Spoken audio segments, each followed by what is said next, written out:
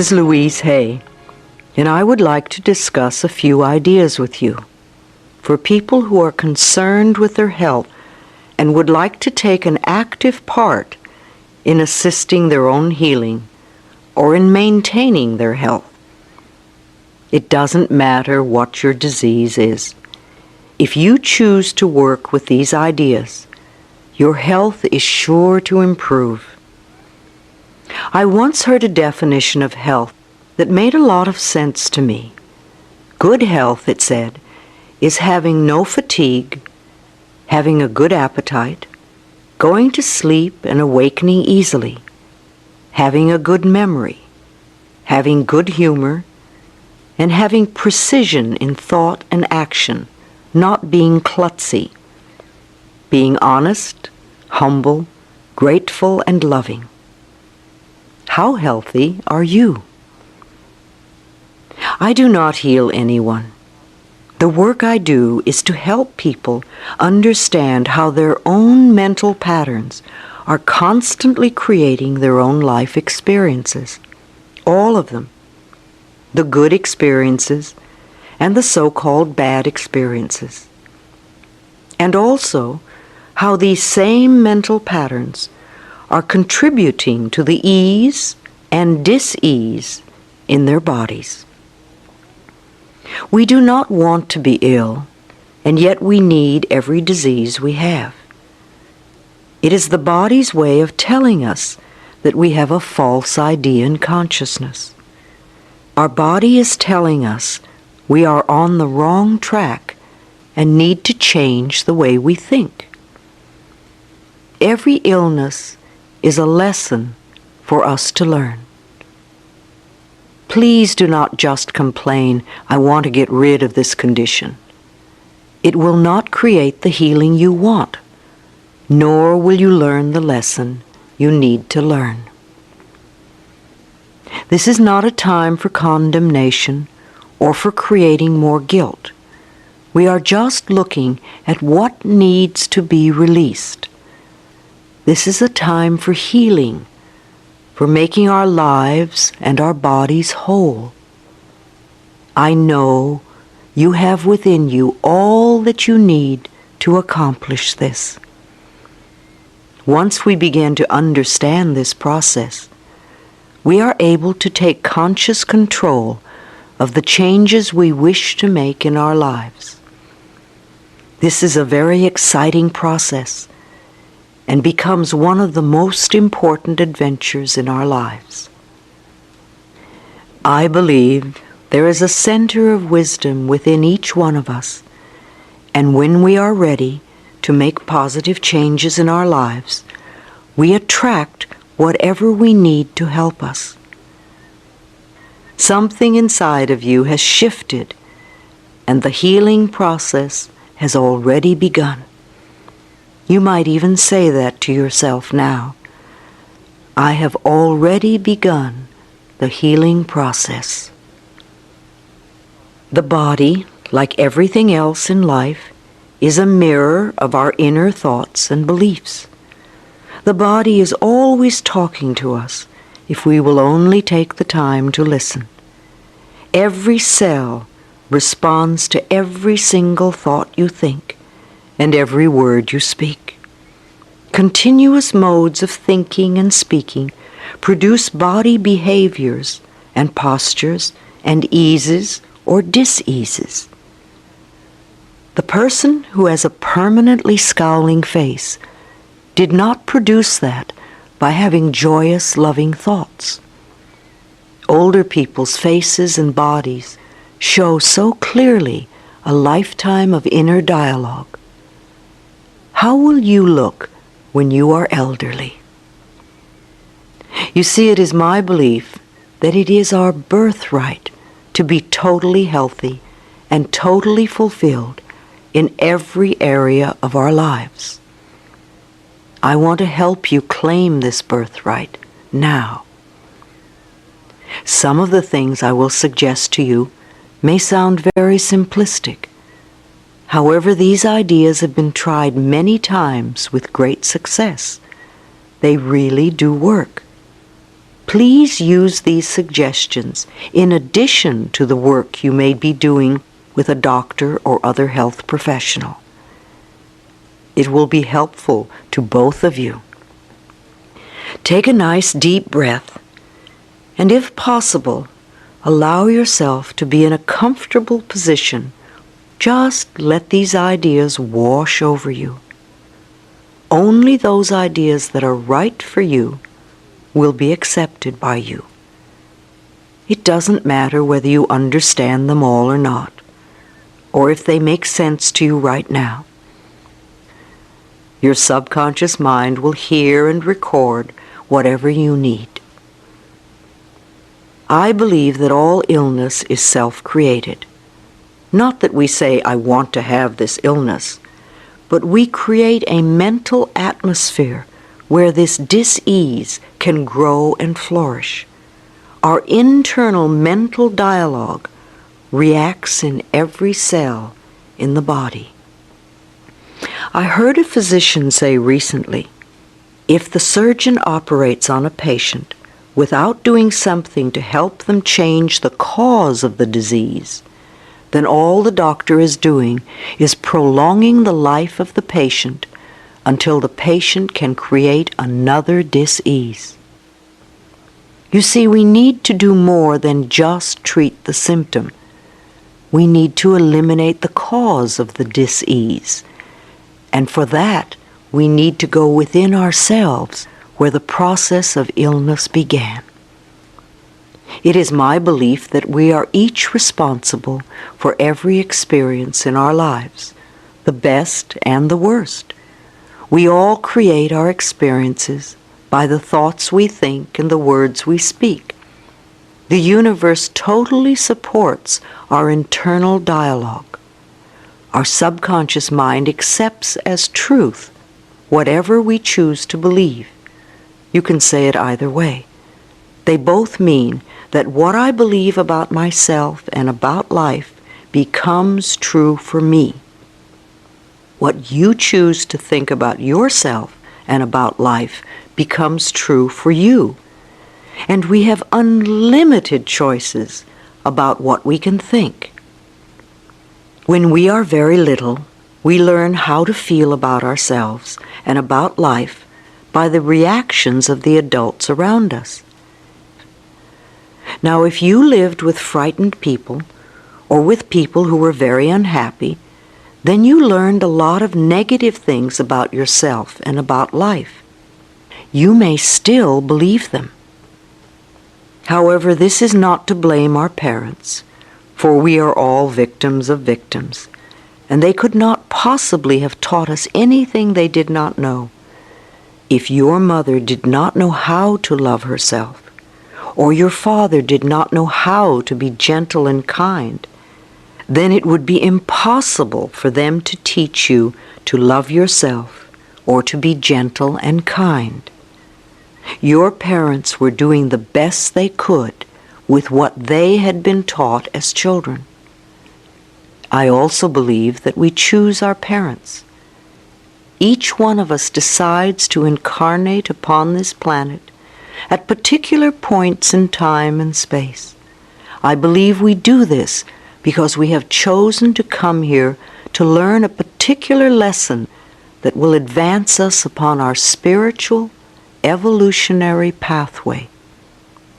We choose our sex, our color, our country, and then we look around for the particular set of parents who will mirror the pattern we are bringing in to work on in this lifetime. Often when we grow up, we point our fingers accusingly at our parents and whimper, "You did it to me." But really, we chose them because they were perfect for what we wanted to work on overcoming. As very little children, we learn our belief systems, and then we move through life creating experiences to match our beliefs. Look back in your own life and notice how often you have gone through the same experience. Well, I believe that you created those experiences over and over because they mirrored something that you believed was true about yourself. It really doesn't matter how long we have had a problem, or how big it is, or how life-threatening it is. The point of power is always in the present moment. This means that what you have experienced during your life and up to this moment, you have created by your own thoughts and beliefs of the past. However, what you are choosing to think and believe and say today, right here and right now, is creating your future. Your current internal dialogue is creating tomorrow, next week, next month, next year, etc. Notice what you are thinking at this moment. Do you want this thought to be creating your future? Is it negative or positive? Just notice and be aware. I'm not trying to create guilt for anyone, nor to make anyone wrong. I am making us aware of what is going on inside of us. Many of us who create illness and dis-ease are in fact totally out of touch with what is going on in our minds and in our bodies. We only notice our bodies when we become ill or are in pain. If we do not know what is going on inside of us, how can we ever change? No matter what the problem is, the only thing we are ever dealing with is a thought, and a thought can be changed. All our experiences are just outer effects of our inner dialogue. Even self-hatred is only hating a thought you have about yourself. You may have a thought that says, "I'm a bad person." This thought produces a feeling, and you accept the feeling as true. However, if you eliminate the thought, you won't have the feeling. Thoughts can be changed. Change the thought, and the feeling must go. Believe it or not, we do choose our thoughts. We may habitually think the same thought over and over so often that it does not seem that we are choosing the thought. But we did make the original choice. We can refuse to think certain thoughts. Look how often you have refused to think a positive thought about yourself. Well, you can also refuse to think a negative thought about yourself. It seems to me that everyone on this planet that I know or have worked with is suffering from self-hatred and guilt to one degree or another. The more self-hatred and guilt we have, the less our life works. We find we have an inability to speak up for ourselves, and we're always trying to please others. Or we may be angry and explosive all the time. The less self-hatred and guilt we have, the better our lives work, on all levels. This includes the health of the body too. It has been my experience that the very bottom line for everyone I have worked with is always, "I'm not good enough." And we often add to this, "I don't do enough," or "I don't deserve." Does this sound like you? Always saying or implying or feeling that you are not good enough? But for whom? And according to whose standards? Now, if these negative beliefs are very strong in you, then how can you possibly create a loving, joyous, prosperous, healthy life? Somehow your subconscious beliefs would always be contradicting you and making sure you do not obtain your goals. I find that resentment, criticism, guilt, and fear cause more problems in our bodies and in our experiences than anything else. These feelings come from blaming others and not taking responsibility for our own lives. You see, if we are all responsible for everything that happens in our lives, then there is really no one to blame. Whatever is happening out there is only a mirror of our own inner thinking.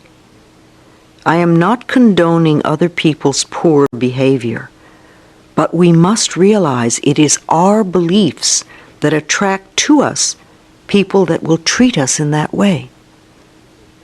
If you find yourself saying, "Everyone always does such and such to me, criticizes me, ignores me, takes advantage of me, or abuses me," then this is your pattern. There is some thought in you that attracts this behavior. On some internal level, you believe you deserve to be treated this way. Or you treat other people this way, and it is just coming back to you. Whatever we give out, mental, physical, or verbal, will always come back to us. When we no longer think or behave in this way, the other people will change their behavior, or they will go and do that to someone else who believes they deserve it. You will no longer be attracting the experiences you say you do not want. Whether we want to change a life experience or a physical problem, the place to begin is to say so. Literally say, "I am willing to release the pattern within me that is creating this experience or this condition." You can say this to yourself over and over every time you think of your illness. Say this with me now. "I am willing to release the pattern in me that has created this condition." The minute you say this affirmation, you are stepping out of the victim role. You are no longer helpless. You are acknowledging your own power. You are saying, "I may not quite understand it, but somehow I'm beginning to understand that I contributed to creating this problem, and now I take my own power back, and I am releasing it and letting it go." What a powerful statement to have your subconscious mind supporting. As I have said, resentment of others, criticism of ourselves, guilt over the past, and fear of the future are the most damaging mental thought patterns we can have. This kind of internal dialogue creates and maintains dis-ease in the body. These thoughts can destroy the body. Fear can contribute to baldness, ulcers, colon problems, and even painful feet, among other things. Criticism as a permanent habit can often lead to arthritis in the body. Resentment long held eats away at the body and becomes the dis-ease we call cancer. Guilt always looks for punishment and creates pain. Fear comes from not trusting the process of life to be there for us. You know, the most precious thing in our life is our breath. If you did not take another breath, you would not last 3 minutes. Yet you have such faith that your next breath will be there that you don't even think about it when you exhale. Now, if the power that created us has given us enough breath to last for as long as we shall live, can we not begin to trust that the rest will also be provided for us? The next time you are frightened, think about the abundance of air and say, "I trust the process of life to take care of me." Whenever someone is in pain, I know they have created a lot of guilt for themselves. Chronic pain comes from unrelenting guilt, often so buried that we're not even consciously aware of it anymore. This guilt must be dissolved before the pain can be eliminated. Guilt is a totally useless emotion. It never makes anyone feel better, nor does it change a situation. Your sentence is now over. Let yourself out of prison. Anger combined with guilt often contributes to accidents. The degree of physical damage lets us know how severely we felt we needed to be punished and how long the sentence. Where this pain occurs in the body gives us a clue to which area of life we feel guilty about. Critical people often attract a lot of criticism because it is their pattern to criticize. They are often cursed with perfectionism, the need to be perfect at all times in every situation. Do you know of anyone on this planet who is perfect? I do not. Why do we set up standards that say we have to be super person in order to be barely acceptable? That is such a heavy burden to carry. When I was a little girl, I had a very difficult childhood. My parents divorced when I was 18 months. I was raped when I was 5. I became a battered child and grew up in the Depression. My mother was very much a victim, and my stepfather constantly expressed his own brutalized childhood. I grew up having a lot of resentment. I had to create cancer in my own body before I was willing to begin to release that resentment. I am certainly not condoning the behavior of any of the people who mistreated me. However, for me to spend a lifetime of just running the old movie, feeling blame and anger and resentment, is not doing me any good in the present moment. I learned that resentment only eats away at me, and it did. In my case, holding on to old blame and feeling resentment for all that they did to me helped to create my dis-ease. Releasing and forgiving and letting go helped me to heal myself. The past is over and done. We cannot change that now. We can change our attitude toward the past and our thoughts about the past. How foolish it is for us to punish ourselves in the present moment because someone else hurt us in the long ago past. It's not worth it. I often say to people who have deep resentment patterns, please begin to dissolve the resentment now when it is relatively easy. Don't wait till you're under the threat of a surgeon's knife and you have to cope with panic too. It is vital that we release foolish, outmoded, or negative ideas and beliefs that do not support us and nourish us. Our concepts of ourselves and of life and of God must support us, not negate us. No matter what our disease, if we choose to believe that we are helpless victims and that it is all hopeless, then the universe will support us in that belief and we'll just go down the drain. When people come to me with a problem, I don't care what it is, poor health, lack of money, unfulfilling relationships, or stifled creativity, there is only one thing I ever work on, and that is loving the self. I have found that when we really love and accept and approve of ourselves exactly as we are, then everything in life flows. It's like little miracles are everywhere. Our health improves, we attract more money, we have better relationships, we begin to express ourselves in creatively fulfilling ways. I often ask people to look in the mirror and say, I love and accept myself exactly as I am.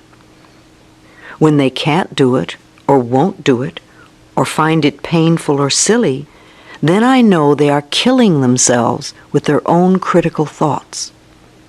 Do this exercise in a mirror. See what comes up in your mind. Notice how you feel. This may be the center of your problem.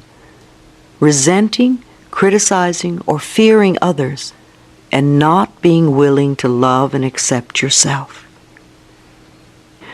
When we won't love ourselves, it just means that we are still believing the old limitations that someone taught us many years ago. Usually that person was someone who did not know how to make their own life work. But remember, your limiting beliefs are only thoughts, and thoughts can be changed. Let's change them now. The only thing you ever have control over is your current thought. Loving ourselves, to me, begins with never, ever, ever criticizing ourselves for anything. Criticism only locks us into the very pattern we are trying to change. Understanding and being gentle with ourselves helps us move out of it. After all, you've been criticizing yourself for years, and it hasn't worked. Let's try approving of yourself and see what happens. Self-approval and self-acceptance, right here and right now, are the keys to positive changes. It is also important that we release the past and be at least willing to forgive. Love is always the answer to healing and health, and the road to love is through forgiveness. It is imperative for our own healing that we release the past and forgive everyone. We may not know how to forgive, and we may not want to forgive. But because we say we are willing to forgive, we begin the healing process. We do not have to know how to forgive. All we need to do is to be willing to forgive. The universe will take care of the hows. The Course in Miracles says that all dis-ease comes from a state of non-forgiveness, and that whenever we are ill, we need to look around to see who it is that we need to forgive. I know that the very person you find it hardest to forgive is the one you need to let go of the most. Forgiveness means giving up, letting go. It has nothing to do with condoning behavior. It's just letting the whole experience go and coming into the present moment. We understand our own pain so well. How hard it is for most of us to understand that they were also in pain and doing the best they could with the understanding and awareness and knowledge they had. In order to heal ourselves, we need to be willing to change our thinking, to forgive others, and to learn to love and accept ourselves more. When we refuse to be willing to love ourselves, then we are denying ourselves our own healing. Self-acceptance and self-approval in the now are the keys to positive changes in our future. One of the ways in which we unknowingly deny ourselves love is to make ourselves wrong, to be critical of what we do or do not do. Even using the word should limits you, and removing it from your vocabulary will make a great difference in your life. It certainly has in mine. Let's take the word should and discard it forever, never to be heard of again. Should is a word that makes a prisoner of us. Every time we use should, we are either making ourselves wrong or making someone else wrong. We are in effect saying not good enough, or you have failed, or you are going to fail, or just wrong. Begin to listen to how often this word is used and how crippling it is. Let your understanding and awareness grow and make you free. Replace the word should with the word could. Could lets you know that you have choice, and choice is freedom. We need to be aware that everything we do in life is done by choice. There's really nothing that we have to do. There are things that it might be best for us to do. However, we always have choice. So now every time you hear yourself using the word should, let a red light go off in your mind. Then gently allow yourself to release it and let it go. Please don't use eliminating should as another excuse to get angry at yourself. All we want is understanding and awareness. Then things will drop away by themselves. You might notice, oh dear, it's 27 times today that I've said should. No wonder I'm such a rigid person. Now that would be understanding and awareness and the road to freedom. One of the worst things we can do is to get angry at ourselves. Anger only locks us more rigidly into our patterns. Sometimes we think we have to be angry at ourselves in order to change. You may have been angry at yourself and scolding yourself for years, and you still haven't changed. That is not the way to do it. Think of what happens when we yell and scream at a tiny child. All the joy goes out of their life, and if we yell and scream at them long enough, they literally shrivel and sit in corners, or they tear up the room. The same things happen to the little child within us when we get angry at ourselves. We lose our joy, we lose our creativity, we lose our spontaneity, we lose our freedom and our health. We don't need any more anger. We need more self-acceptance and more self-love. When we can accept ourselves right now, as we are right now, without any criticism or judgment, then we are truly loving ourselves, and the negative patterns must dissolve. If we wait until we have the new job before we love ourselves, or if we wait until we lose weight before we love ourselves, or if we wait until someone else loves us before we love ourselves, then we are denying our existence right now. If we wait until we become perfect before we love ourselves, we waste our lives. We are already the perfect outer expression of our inner understanding, and we will change. But the changes we make when we love and accept ourselves are always positive, always. So let's release the anger and all those negative beliefs about ourselves and about life, and begin the process of accepting and approving who and what we are in the here and now. We are always unfolding in the best way we can. The knowledge and understanding that you are already incorporating from this tape will help you to change your life and dissolve the negative patterns. No negative condition can remain in our lives when we truly love and accept ourselves. Love is the healing power. Love dissolves anger. Love gets rid of guilt. Love fades away fear. Love for ourselves is the power that heals us. On a physical level, I would suggest that in addition to whatever program your doctor may have created for you, you also seek the services of a good nutritionist. You could go to the health food store and seek advice, or go to the library and read a book on nutrition, or talk to a friend who understands the importance of good food in your diet and how it can help rebuild your body. There are many things you can do to assist in your own healing. Body, mind, and spirit must be balanced. It sounds more overwhelming than it is.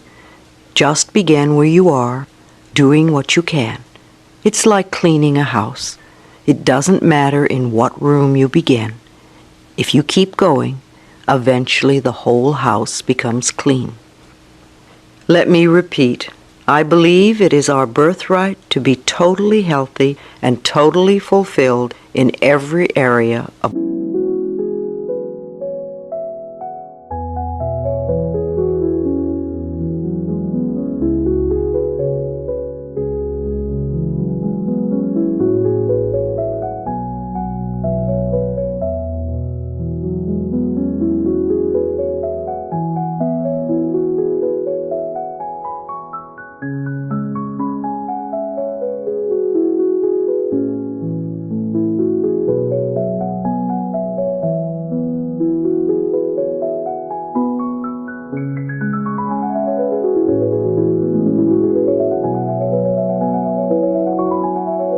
our lives.